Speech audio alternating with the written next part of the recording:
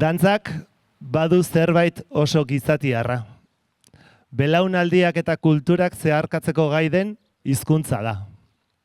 Azalpenik gabe, hunkitzeko, keinu bati esanahia emateko, eta eguneroko espazio bati ustekabeko leku bihurtzeko gaitasuna duena. Baina dantza ez da dantzatzen duenaren baitan soilik gertatzen. Begiratzen duenaren barnean ere bizi da. Entzuten duenaren baitan. Laguntzen duenaren edo bere burua ukitzen uzten denaren baitan. Elkarrekin zerbait partekatzen dugunean gertatzen da. Eta une batez bada ere, taupada beraren parte bihurtzen gera. Horregatik jarraitzen dugu dantzan, eta hau da Pasaiako Dantza Festivalaren bihotza. Egun batzuetan, antxo partekatua den espazio bihurtzen da.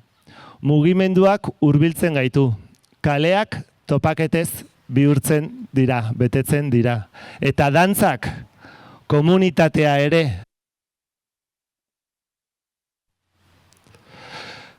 Eskerrik asko, komunikabide, instituzio, eragile, artista, PDF egiten dugun guztioi gure eskerrik beroena. 8. urtea da, baina horregatik ez gera ohitzen, egun hauen bezperan. Beroenak eman behar diogu, hau posible egiten duten eragilei, instituzioei, gure koordinazio diseinuarekin batera Pasaiako udala, nola ez. Baita ere Gipuzkoako Foru Aldundia eta Eusko Jaurlaritza ere, jungo gera zehazten pixkanaka, bakoitzak dantzaren alde eta Pasaiako Dantza Festivalaren alde egiten duen guztiagatik. Eta horretarako hitza emango diet, hasteko Teo Alberro Pasaiako alkateari. Mi esker, Aiert, eta lehenik eta behin, ongi etorri guztioi, ongi etorriak erakunde desberdinetako Eusko Jaurlaritzako Ana Lopezi, Aldundiko Isaac Palentzia, kultura eta gazteriko zuzendariari, eta baita udaletik etorri garen Laura Arre eta Mikel García Antxoko alkate ordeari. Plazer bada gaur hemen zuekin ere egotea, Pasaiako Dantza Festivalaren edizio berri hau aurkezten Aiertek esan duen bezala, 8. urtengoa. Urtero bezala, ilusio handiz aurkezten dugu jaialdi hau. Izan ere, urteotan Pasaiako kultura egutegian bere lekua egin duen hitzordua da. Baina horrez gain, herria bizitzeko eta partekatzeko modu bat ere bada Pasaia Dantza Festivala. Ekainaren 11-tik 14, Pasaian txoko kaleak, plazak eta txokoak dantzaren bidez bizi berrituko dira berriro ere. Eta hori da, hain zuzen ere, jaialdi honen indargune handienetako bat. Kultura antzokietatik eta aretoetatik haratago eramatea, herritarren egunerokotasunera ekartzea eta espazio publikoak sormenaren, emozioaren eta topaketaren gune bihurtzea. Udalean argi dugu kulturak herria egiten duela, eta are gehiago kalean gertatzen denean. Herritarrek elkartzen ditu, harremanak sortzen ditu, auzoak aktibatzen ditu eta espazioei esanahi berriak ematen dizkie. Horregatik bereziki baloratzen dugu Pasaiako Dantza Festivala urtez urte sortzen duen sare hori. Artistek, kultura eragileek, voluntarioek, elkarteek eta herritarrek elkarrekin eraikitzen duten proiektu kolektiboa. Jaialdi honetan gertatzen diren gauzarik ederrenak askotan ez dira programan agertzen. Emanaldi baten aurrean geldiarazten den oinezkoa, lehen aldiz dantza garaikidea ikusten duen aurra bera, plazan elkarrekin topo egiten duten auzokideak edo ikuskizun baten ondoren terrazagunean sortzen diren elkarrizketak. Horiek dira kulturak sortzen dituen loturak. Horiek dira herri bizi baten seinale. Horregatik, Pasaiako udaletik kulturaren aldeko apustu irmoa egiten jarraituko dugu. herritarren eskura dagoen kultura baten alde, espazio publikoak bizitzen dituen kultura baten alde, eta sorkuntza, parte hartzea eta elkarlana sustatzen dituen kultura baten alde. Eta Pasaia Dantza Festivala guzti hori bada ere. Ziur gaude, aurtengo edizioak ere, une ahaztezin ugari utziko dizkigula. Beraz, eskerrik asko, zuei, Aier, Jurre, Atik eta lantalde guztiari, eta baita ere, Errenteriko herri eskolari, eta horre atzean zuekin batera mugitzen dezuten guztioi. Mila esker.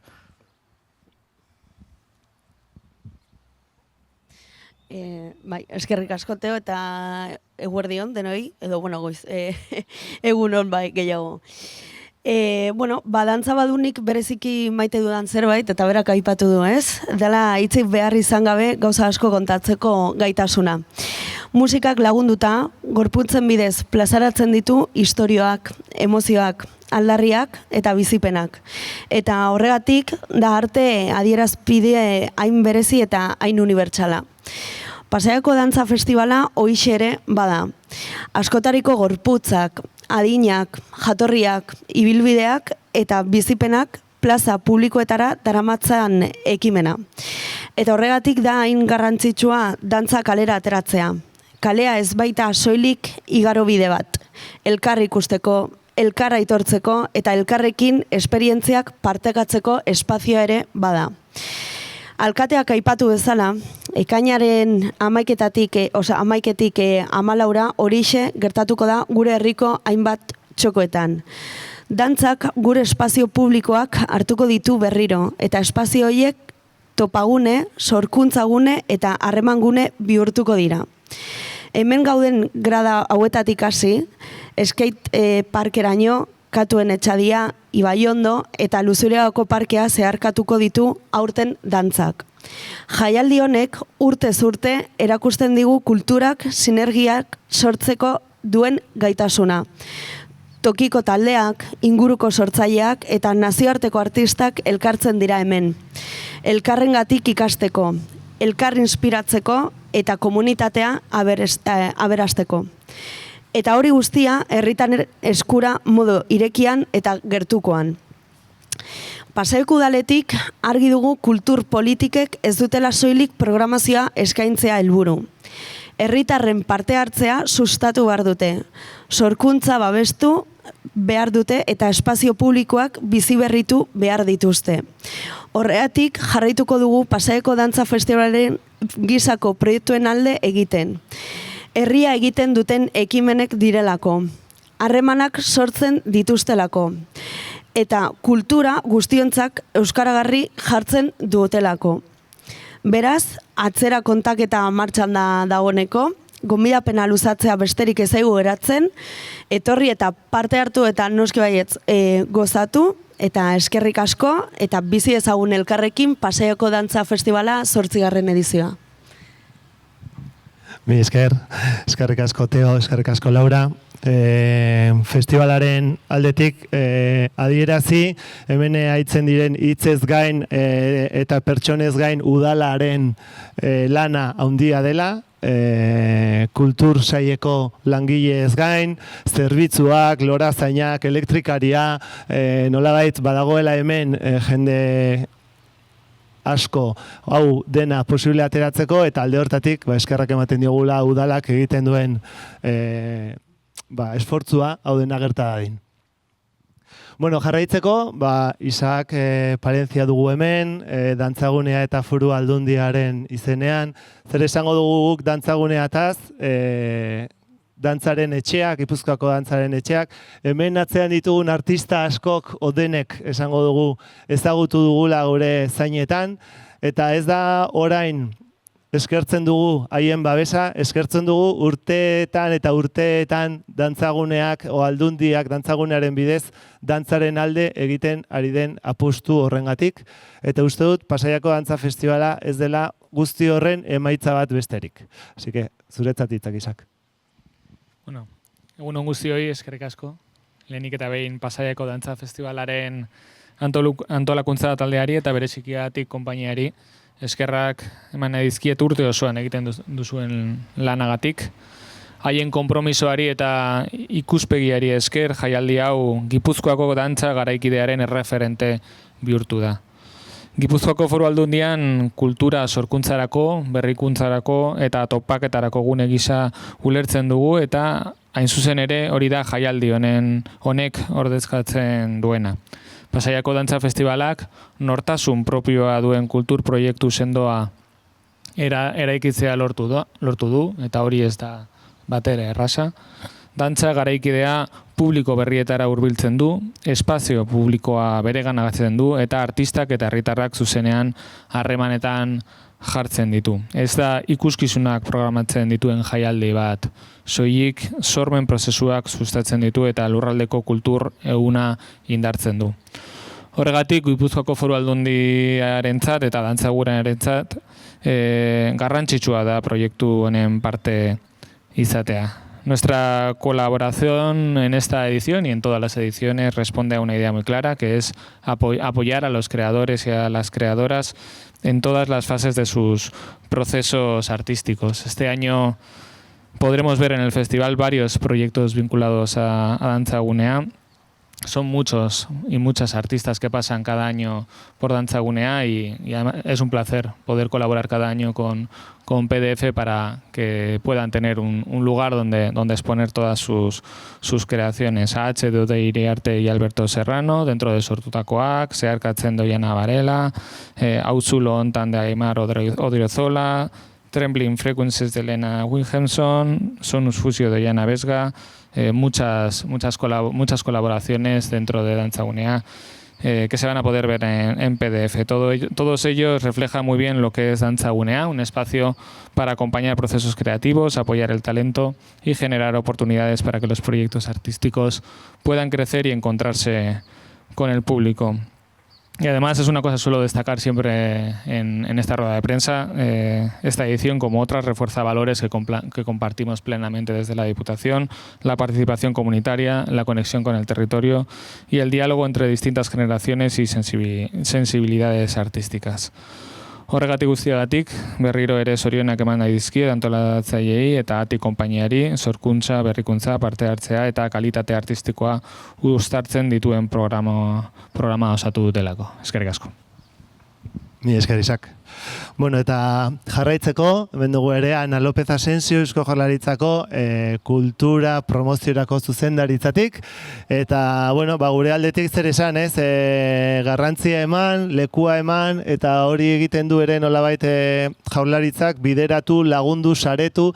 Anarekin erlazio nahiko gertukoa da, dantzarekin duen sensibilidadea ere handia da eta hor nahi dugu indarrekin, apustu egin, Jaurlaritzak ere apostu egiten dutelako dantzarekin eta bide guzti hauek egiten dutelako jaialdia den bezalako egitaraua egin aldizatea, ez? Eta bueno, eskerrak ematen dizkiet lehenik egoteagatik, babes hori emateagatik eta bide hori jarraitzeko lanean daudelako, badakigulako eta utziko diogu beraien hitzak ematen. Egunon, eta eskerrik asko Eusko Jaurlaritzaren kultura eta hizkuntza politika saila prentsaurreko honetara gonbidapenagatik. Niretzat bereziki plazer bada hemen egotea. Uste dut prentsaurreko formatu hori horrek ere islatzen du zentzu komunitarioa. Eta jaialdiak abiatzen du ideia simple batetik, dantza hizkuntzarik gabeko disiplina da, eta konektatzeko gaitasuna da. Izan daiteke ideia simple bat, baina nire ustez oso indartsua da. Horregatik, naiz eta errepikatuko ditudan hainbat hildo estrategiko eta hainbat partekatutako ideiak uste dut errepikapen horrek ere indarra duela eta erakusten duela hemen gaudenok partekatzen dugula helburu zehatz bat. Lehenengo eta behin aipatuko nuke zentzu komunitarioa eta komunitate bat osatzeko gaitasuna. Horrek dauka dantza eta mugimendua. Bigarrenez aipatuko nuke festivalak babesten duela baliokate osoa, dantzaren baliokate osoa, sorkuntzatik zabalkunden dera. Zentzu horretan oso ageri gelditzen da jaialdian talentuarekiko apustua. Hemen daude artista asko, dantzagunetik, herri osotik ibiltzen direnak, baina babes hori gabe, sorkuntzarekiko konpromiso hori gabe, hori ez litzateke posible izango. Aipatuko nuke ere bai, saretzeko gaitasuna. Jaialdia, Pasaiako Dantza Festivala da sare indartsu baten parte oso garrantzitsua. Ez bakarrik ekosistemaren parte garrantzitsu bat, baizik eta sareako beste lekuekin, beste antzokiekin eta beste jaialdiekin duen loturagatik. Horregatik da oso importantea. Talentua aipatu dudanez, hemen programan gero izango ditugu detaile guztiak, baina aipatu nahiko nuke proposamen komunitarioak daudela, bi bereziki, herriko presentzia oso indartsua dela, 3 dantza eskola daudela, ere bai, Pasaiatik haratago doazenak, eta urte osoan zehar lan egiten dutela. Eta hori ere, horrek ere erakusten du jaialdiaren indarra.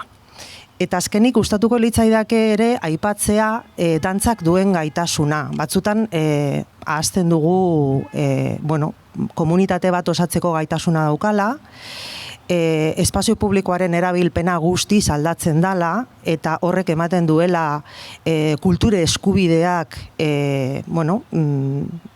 erabiltzeko aukera oso handia, baina batez ere kulturatik eta dantzatik haratago doan gaitasuna, eta da beste eremuekin nahazten dela eta txertatzen dela, eta programan ere hori ikusi dezakegu. Ongizatearekin eta mugimenduarekin orokorrean yoga saio badago, eta batzutan pentsatzen dugu yoga dala ongizatea, baina yoga berez da mugimendua, eta dantza mugimendua da. Eta ja bukatzeko, lehen aipatu dut, hau oso irudi nire ustez ekosistemaren oso irudi potentea dela, eta guk beti Eusko Jaurlaritzatik saiatzen gara bultzatzen eragile desberdinetako lankidetza. Eta jaialdia ere bada lankidetza honen irla. Eragile publiko eta pribatuen arteko babes amankomuna, eta hori dela eta posible da dantza jaialdi izugarri hau. Eskerrik asko, zorionak hain programa ederra bideratzeagatik, badakit atzetik dagoela lan izugarria, bai udalaren partetik, bai ahatik konpainiaren partetik, beraz, eskerrik asko programagatik eta zorionak. Eskerrik asko, Ana.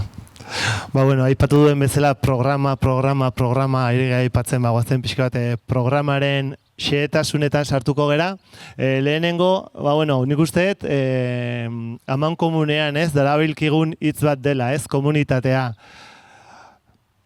Islada asko aurkitzen dut gure herriaren komunitatea egiteko gaitasuna, isladatzen dut dantza sektoreak komunitatea egiteko lekua ere dela Pasaiako Dantza Festivala. Horregatik, atentzioa jartzen ari gera aurten komunitate horretan berez dagoena. Agian lehenengo urtean foko gehiago jarri genezake izen berezi eta talentuetan, baina azkenean Teok aipatu duen bezala, emanaldi aurretik sortzen diren elkarrizketak, bapatean elkarrezagutzen duen jendea programazio honen inguruan, uste dut hori dela benetako balioa jaialdi honena, eta, hori garrantzi eman nion. Aurten bereziki, horretaz ari gera ez, dantza komunitarioari bere lekua eman nahi genion, laugarren urtez Anakrusak herriko adin guztietako jendearekin, ez dugu dantzariak direla ezin dugu esan, jendearekin osatzen duen ikuskizun ederraz gain, aurten Oiana Barelaren proiektua dator, sortutakoak sozialaren ondorioz abian jarri zuen Okupa proiektua, eta nolabait balorea eman nahi genion, guzti honi hitza zentzua hausnarketarako momentu aurkitu, eta horregatik bihar, osteguna, 4, jaialdiaren astebete aurretik, egingo dugu topaketa bat kulturetxean, dantza komunitarioaren inguruan, bi proiektu hauek ezagutuko ditugu gertutik, beraien protagonisten eskutik, ez bakarrik Noemi Biana edo Jana Varela zuzendari lanetik, baizik eta baita ere protagonistak izango ditugu ezagutzeko zer suposatu duen, zer sentitu duten, zer den azkenean eramaten dutena azalean, horrelako proiektu bat bizitzen dutenak.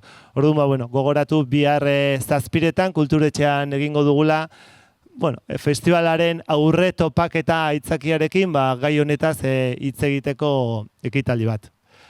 Bestalde, aipatu dugu ere, ez da lehen aldia, PDFek sorkuntzaren alde egiten duela, baina aurten proposamen aukera interesgarri bat sortu zen, Aimar Odriozolak proposatutako proiektu batean, hain justu festivala ezagutzen zuen, espazioak ezagutzen zituen, eta hain ondo funtzionatzen duen marko borobil horretan, skateparkean, hasi ginenean ikuskizunak eskaintzen harritzen gintuen nola funtzionatzen zuten, oze sentsazio ematen zizkiguten pieza horreako sortuta ez zeuden piezak hor ikusteak, aurten Aimarrek hau zulo hontan ikuskizun berezia momentu hortarako, leku hortarako eta egun hortarako prestatutako ikuskizuna sortuko dute, PDF-ren babesarekin, baita dantzagunearen babesarekin, orduan, hemen dugula aprobetxatzen, bi utziko diot Aimarri egiten. Kaixo. Aiertek esan duen bezala, espazioakiko interesa esnatu zitzaigun festivalan baitan, festivalen ikuste genitulako emanaldi konkretu batzuk espazio berri hontan kolokatuta, eta hor sortzezan kontraste horrek atentzioa ditzen zigun, ez? Espazio honek jabadaukalako bere konnotazio bat eta bere kontekstu konkretu bat, eta baten dantza hor kolokatzeak sortzezulako kontraste moduko bat oso interesgarria gutzako. Eta jabain dela urte batzuk euki genuen fantasia ez, guai hongo zen hemen honeako sortutako zerbait planteatzea. Eta PDFek daukan ekipo zoragarri esker, guain dela hilabete batzuk ideia arraro bat zana, posible izan da, eta eukiko bere momentua, eta bere espazioa, eta bere baldintzak. Eta, elkarrekin pixkat eman genion formatuai forma, izangoa 6 eguneko egonaldi laborategi moduko bat, eta gero ingo dugu egun egiten landutakoa erakutsi publikoan aurren ekainak 12. Atzo hasi ginen, guantxe hasi berritan gaude, gaur da bigarren eguna, horren beharko luketen ere lagunak lanen. Eta hoxe gure asmoa da antzerkia da dantza uztartzea eta bertan dauden osagai desberdinak jartzea espazio skatepark honekin elkarrizketan, eta ikustea hola nola aldeun eraiki publikoantzako interesgarria esanguratsua izan daiteken proposamen esteniko bat. Eta, gora aipatzea, dantzari eta sortzaile gazte bezala 4 pertsonako ekipo batek eukitzea aukera olako gauza bateko oso gutxi gertatzeala eta oso egoera zailetan topatzea, orduan berriro festivalai eskerrak ematea olako zerbait posible iteagatik, eta jendea gonbidatzea asteburu guztin zehar dauden gauza guztita etortzeko, disfrutatzea. Mila esker, Aimar. Gogoratu, aipatu, emanaldi hori ostiralean 7 izango dela, skate gradean, baina aprobetxatzen dugu ere jaialdia beste saretze bat egiteko, eta aurten haien proiektua izan da, Pasaiako, zehazki Pasaia Lezo Lizeoa, Carmen Goama eta Anuntziatako ikasleak ostegun goizean izango dute aukera proiektua gertutik ezagutzeko, pentsatzen dut pieza amaitzear izango dela, edo auskalo, eta beraiekin solastu alizateko, nork zerk nola eraman duten leku horretara, eta uste dut garrantzitsua dela ere ikastetxeekin, hezkuntzarekin eta nerabeekin bereziki sentitzea zubi horiek eraikitzeko lan egitea. Jarraituz pixka bat jaialdiarekin, hor duzu programa eta xitasun guztiak, baina bai eman nahi nion nolabait bere garrantzia ere, azkenean badaudelako lan bat dago sortzaile berriak edo talentu berriak hasten direnak sorkuntza prozesu horietan, baditugu Itzel Bela eta Marina Alonsok, ostegunean egingo dutenak, dugu Diskordia kolektiboa ere, hemen izango direnak ostiralean Aimarren ondoren, baina hor badauzkago ere bi pieza kutxun, denak maite ditugu berdin, baina baditugu zenbait berezitasun, eta bat izan da hemen ikusi duguna, ez? Helenaren pieza usteet oso, bueno, bere talentua ezin dela zalantzan jarri, ibilbide luzeko dantzaria dela, eta gainera egingo duela nolabait lehenengo aldiz pieza honen egokitzapena kalerako.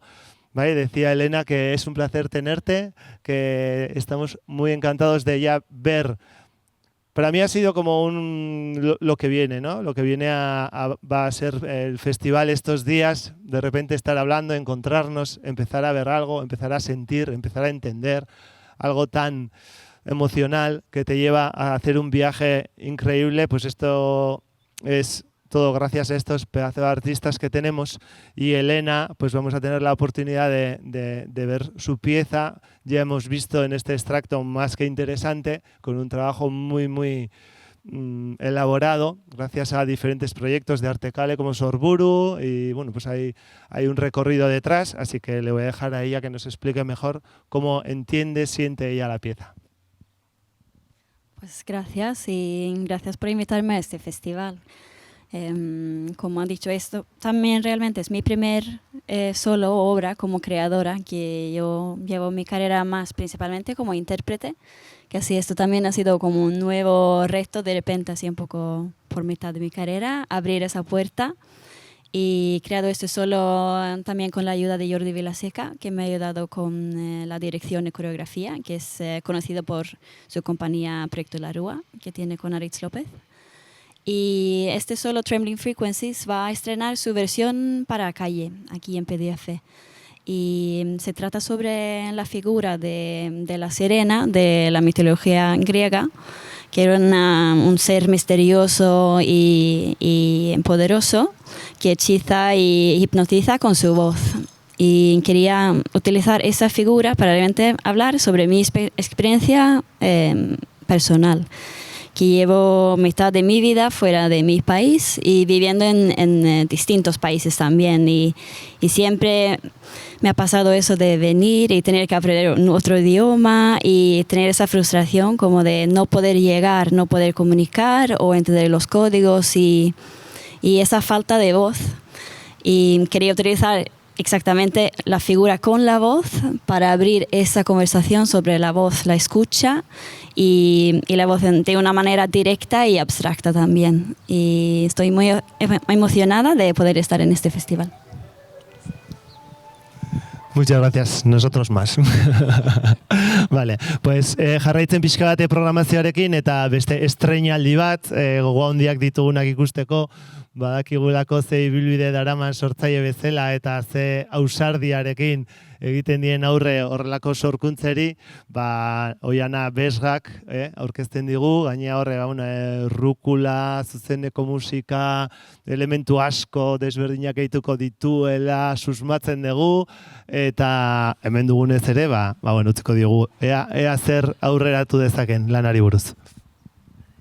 Bueno, lehenik eta behin eskerrak eman, egia esan hori sormeraren azken momentu horretan gaude orain, eta gogotsu hurrengo astean pieza aurkezteko. Kasu honetan hori aurkezten dudan lana sonus fosio da, euskeraz izango litzateke indusketa sonoroa, eta erritmoaren inguruko ikerketa koreografiko bat izan da, Lore Aburge dantzariarekin eta Rukula Izaskun González Barakaldoko musikariarekin. Berak musika elektronikoa eta esperimentala egiten du eta bateria jolea da baita ere. Eta orduan, hiruen arteko elkarrizketa bat izan da, gu ere bateria edo instrumentu sonoro bilakatzearen ikerketa horretan ere ibili gera. eta, bueno, erritmoa ere landuz zerbait abstraktu eta matematikoa den nenean, aldi berean elkarrizketa bat edo sortzen duena publikoarekin edo esperientzia partekatu bat, ez? Eta, bueno, kasu horretan, aipatu diren hitzak hemen ere, ez? Komunitatea edo sarea, nolabait nola uztartu hori ere, esperientzia partekatu horren bidez, dela esperientzia eszenikoa. Eta, bueno, nago oso eskertuta, ze hasieratik proposatu nienean aukera, lan hau hemen aurkezteko ikusi genuen agian aukera bat zegoela, eta sentitzen naiz eskertua, zeren sare bat dugu ere hemen inguruan, dantzagunea batetik, jaialdi hau bestetik, eta uste dut hori garrantzitsua dela azpimarratzea, zeren askotan sortzaile bezala pixkat satelite sentitzen gera, ez, gure burbujetan, eta ere garrantzitsua da ikustaraztea badugula sare hau, eta hori errepikatzea eta azpimarratzea, ze horrek ere indartzen gaitu sortzaile bezala, orduan eskerrik asko PDF, eta hurrengo astean, ospatuko dugu dena. Eskerrik asko, Jana. Bueno, honetaz gain, nola labur bilduz, baditugu beste konpainia, ez dakit, ibilbide sendoagoa, dantzan sendoa esatea asko dela uste dudalako, baina baditugu nolabait izen ezagunagoak esango dugu, Osa Mujika, Amaia Lizaran, Ahatik berak ere ioi pieza estrenatu berria aurkeztuko du jaialdian, eta hor badago ere nolabaiteko ibilbidea duten konpainiak eta piezak ikusteko aukera, baina ere urtero bezala, ez, eta garrantzia ematen diogu komunitateari, eta alde hortatik ere gure dantza eskolak, ez, Pasaiak berak dantzarekin duen erlazioa isladatzen du, ez bai da kasualidadea, Iker Murillo Estudio 24 Pasaian egotea, bertakoa bai da, eta horrek ere zerbait sortu du herrian eta izugarrizko formazioa eta ibilbidea eskaintzen ari zaie gazte ugariri, eta hor berriro izango dugu Iker Murilloren erakustaldia larunbat goizean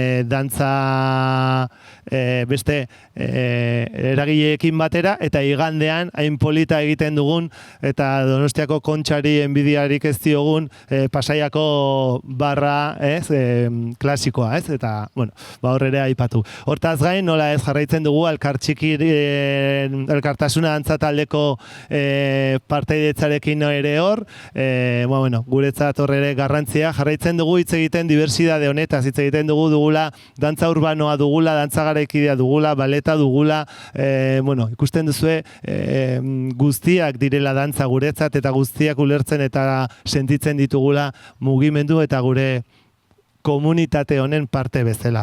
Iaz, gonbidatu berri batzuk etorri zitzaizkigun, Herri Arte Eskolatik, Errenteriako Herri Arte Eskolatik, beste hizkuntza, dantza hizkuntza bat gehitzeko, eta klakea izan zen, eta erantzun oso interesgarria, zer esan dugu, Larraitz Ugartemendiak zenbat urte daraman klakea Gipuzkoan eta esango nuke gehiago ere Euskal Herrian bultzatzen, indartzen eta lantzen, bere talde bat izango dugu hemen, gaur hemen dugu Beñat Raia, Herri Arte Eskolako, ez da usartuko izenburua ezatea, ordezkari bezala, hasi que berari utziko diogu ere bere sentimenduak adierazten.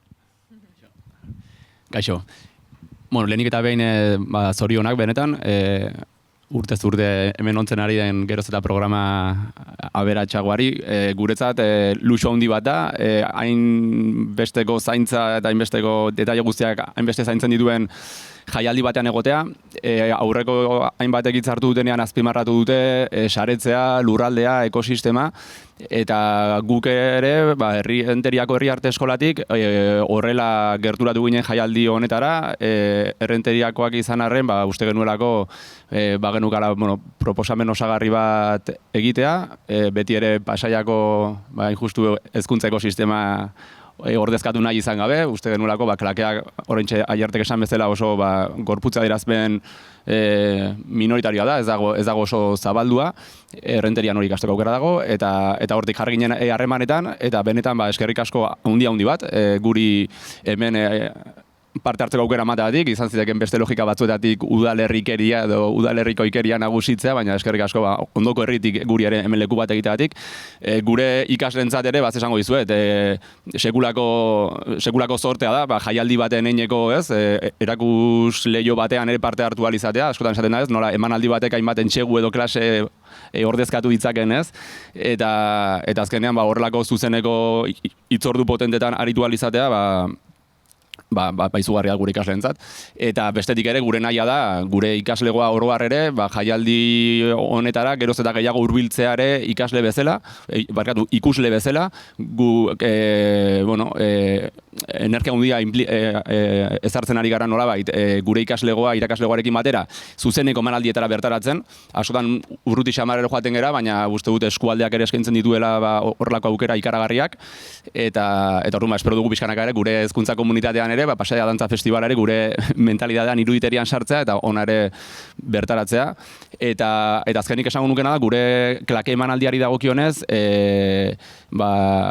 egokitzapen bat burutu dugula, 1925 urteko etap jat musikalean edo oinarrituta, duela gutxi aurkeztu dugu nolabait ordu betetik gorako holtza gaineko bertsioa, baina zin dagigu, lasai, 30 minututara mugituko garela, azpimarratu dugu, ezin garela 30 minututik pasa, eta ahalegin hori egin dugu, eta espero duguna da, hori, gure ikasle gozatzea, publikoari ere gorputza adierazpen honen berri eukitzea, eta berriro esker mila handi bat. Eskerrik asko Beñat, badakizu azkenean dantzarioi artistei holtza, gustatzen zaigula, eta era berean deneri lekua egitea ez dela erresa, badirudi ere, 4 egun dira, programazio ikaragarria, jende asko gelditzen da kanpoan, jende asko gelditzen da penaz eta gogoz, festivalean parte hartzeko, eta horregatik, erabaki garbia da jarraitu behar dugula, jendeari aukerak eman behar zaizkio, talentu berriak ezagutu behar ditugu, eta hainbat bide apostu egin behar dugu sorkuntzaren alde, komunitate hobe bat egiteko helburuz.